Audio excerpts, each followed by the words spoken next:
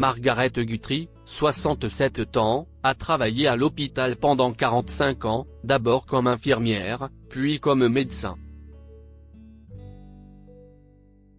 Elle aimait son travail, bien plus qu'elle n'adorait sa famille. Mais son employeur l'a soudainement licenciée un jour, la laissant bouleversée, avant de l'exhorter à revenir 2 semaines plus tard. Margaret a alors pris une décision choquante. Les doigts de Margaret tremblaient alors qu'elle se tenait devant le bureau de son patron, le Dr Mayer. Elle savait qu'elle avait été distraite ces derniers temps, commettant des erreurs mineures comme ne pas arriver à l'hôpital à l'heure ou oublier ses patients, mais sa dernière erreur avait été grave. Margaret était censée assister le Dr Mayer en chirurgie, et il lui avait rappelé plusieurs fois combien il était important qu'elle soit présente sur les lieux.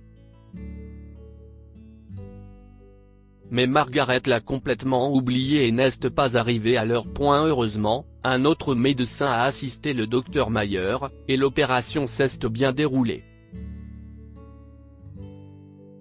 Mais plus tard dans la journée, le Dr Mayer a appelé Margaret et lui a demandé de le rencontrer.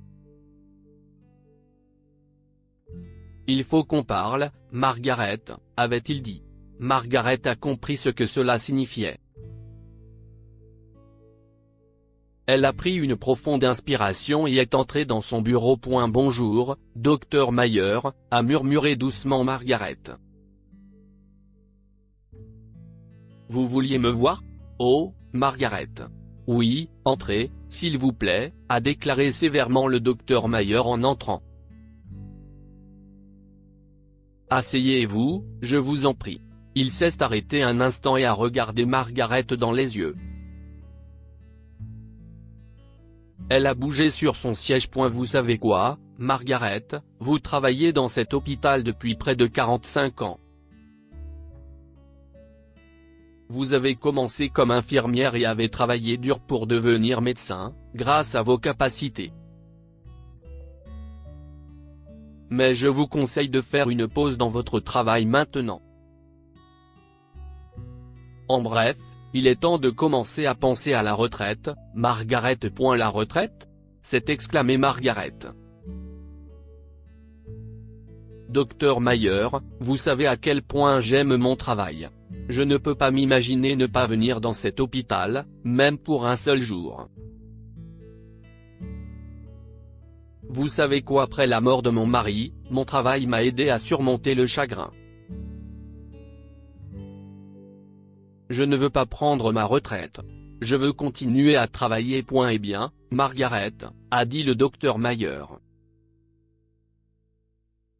Nous sommes tous deux conscients du désastre qui s'est produit la semaine dernière. Vous n'êtes tout simplement pas venu. L'opération était délicate, Margaret. Nous aurions eu des problèmes si le docteur Duncan n'avait pas été là. Nous ne pouvons pas nous permettre de reproduire une telle erreur. Donc, si vous ne prenez pas votre retraite. Vous ne pouvez pas faire ça, Dr Mayer. Je vous avais raison, Margaret. Je suis désolé, mais je dois vous renvoyer. La plupart des médecins prennent leur retraite à 60 ans. Vous avez 67 ans. Rentrez chez vous auprès de votre famille, Margaret. Nous vous serons toujours reconnaissants pour votre service. Vous étiez la meilleure que nous ayons eue, le médecin le plus compétent que j'ai jamais vu, mais il est temps de donner une chance aux autres et de vous laisser souffler. Merci beaucoup. Margaret avait le cœur brisé. Elle pleurait en sortant du bureau du Dr Mayer, se maudissant d'avoir fait une erreur. Mais ce n'était pas entièrement sa faute. La semaine dernière, elle avait oublié l'anniversaire de sa petite fille Sharon à cause de son travail, et son fils Robert était tellement en colère qu'il ne lui a pas parlé pendant un certain temps. Elle était bouleversée et ne pouvait s'empêcher de penser à Robert et Sharon. C'est pourquoi, elle a fait une erreur. Margaret ne pouvait s'empêcher de pleurer en rentrant chez elle, vu qu'elle est désormais sans emploi. Elle avait manqué l'anniversaire de Sharon à cause de son travail, et maintenant elle était virée. Elle a regardé sa maison, vide et silencieuse, et cela lui revint en pleine figure. Elle était coincée là pour toujours, elle ne retournerait jamais à l'hôpital, dans son petit bureau où elle s'occupait de ses patients. Elle s'est endormie en sanglotant cette nuit-là, et lorsqu'elle s'est réveillée le lendemain matin, elle s'est préparée en hâte à partir pour l'hôpital, pour se rendre compte 10 minutes plus tard qu'elle n'irait plus jamais à l'hôpital. Elle s'est sentie mal et a commencé à pleurer.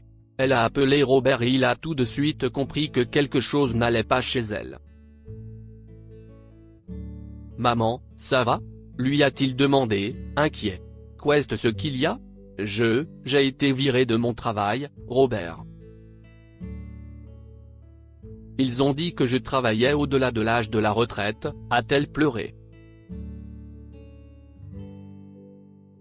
Je me sens tellement inutile en ce moment. J'ai l'impression que ma vie n'a plus aucun sens.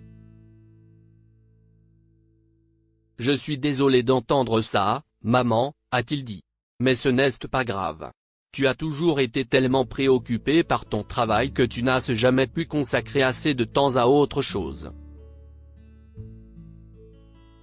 Si est-il l'occasion de vivre ta vie, de te détendre. Mon travail était ma vie, Robert. Tu ne comprends pas. Personne ne comprend, a-t-elle grommelé et raccroché.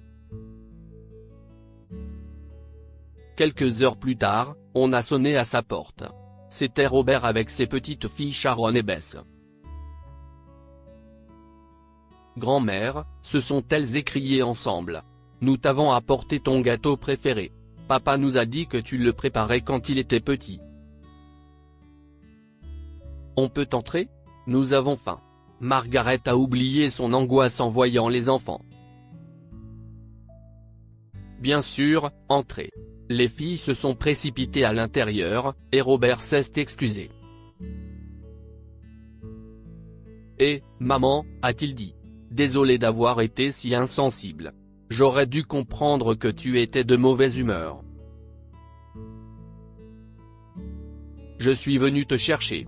Et si tu passais une semaine chez moi ? Les enfants et Linda seraient ravis de t'avoir à la maison. Oh, ok, a-t-elle dit. Margaret a passé un agréable moment avec Robert et ses filles ce jour-là, et elle n'arrivait pas à croire à quel point elle appréciait tout cela. Plus tard, elle s'est excusée et est revenue avec un cadeau pour Sharon, une poupée Barbie d'un magasin de jouets voisin, et s'est excusée d'avoir manqué son anniversaire. Si est-il bon, mamie, a dit Sharon en souriant. Nous t'aimons. Plus tard ce jour-là, Margaret a fait ses valises et est partie avec Robert et ses enfants, pensant être de retour dans une semaine. Mais ce n'était pas le cas. Elle est tombée amoureuse de ses petits-enfants et voulait passer le plus de temps possible avec eux. Aussi, lorsque Linda et Robert lui ont proposé de vendre sa maison et d'aménager avec eux, elle a accepté volontiers. 2 semaines plus tard, cependant, son téléphone a sonné et le numéro qui s'affichait à l'écran était celui du Dr Mayer. Margaret, s'est-il écrié au téléphone. S'il vous plaît, revenez. Je suis vraiment désolé. Je n'aurais pas dû vous renvoyer. Seigneur, ce jeune homme qu'on a engagé pour votre poste, il n'a pas du tout votre compétence. Je suis désolé, Dr Mayer, mais... Je vous en prie, Margaret. Cet hôpital a besoin de vous. Nous avons besoin de vous. J'ai décidé d'engager un assistant pour vous, afin qu'il vérifie tout et s'assure qu'il n'y a pas d'erreur. Mais s'il vous plaît, revenez. Margaret a réfléchi un moment, Puis elle a réalisé que le docteur Mayer était si égocentrique qu'il n'avait même pas pris la peine de lui demander comment elle allait depuis toutes ces semaines. Tout ce qui l'intéressait, c'était l'hôpital. Alors Margaret a pris une décision. Eh bien, docteur Mayer, a-t-elle répondu. J'apprécie votre offre, mais j'ai bien peur de devoir refuser. J'ai découvert à quel point ma famille me manquait dans les semaines qui ont suivi ma retraite. Ma famille est ma vie. Elle m'a donné la volonté de vivre lorsque je me sentais désespéré. Et, pour être clair, je ne me sens plus inutile simplement parce que je n'aille pas d'emploi. En réalité, j'ai trouvé un travail bien meilleur, être une mère merveilleuse et une grand-mère adorée. Donc, merci pour votre offre, mais je suis plus que satisfaite de mon nouveau poste. Au revoir, a-t-elle terminé et a raccroché le téléphone. Que pouvons-nous apprendre de cette histoire? La famille devrait toujours être votre première priorité. La famille de Margaret lui a donné la force d'aller de l'avant lorsqu'elle s'est sentie inutile après avoir été renvoyée de son travail. Un simple geste d'empathie et de pardon envers les autres peut faire des merveilles. Robert a reconnu la frustration de sa mère après avoir perdu son emploi, et il l'a aidé à la surmonter. Cette histoire est inspirée par l'histoire d'un de nos lecteurs et écrite par un rédacteur professionnel. Toute ressemblance avec de véritables noms ou lieux est une pure coïncidence. Toutes les images sont utilisées uniquement à des fins d'illustration. Partagez votre histoire avec nous. Elle changera peut-être la vie de quelqu'un. Si vous souhaitez partager votre histoire, envoyez-nous un mail à info@amomama. Comme point lire aussi, la femme de ménage d'un restaurant donne les restes à un SDF puis devient elle-même SDF le lendemain. Histoire du jour. Abonnez-vous à Amomama sur Google News.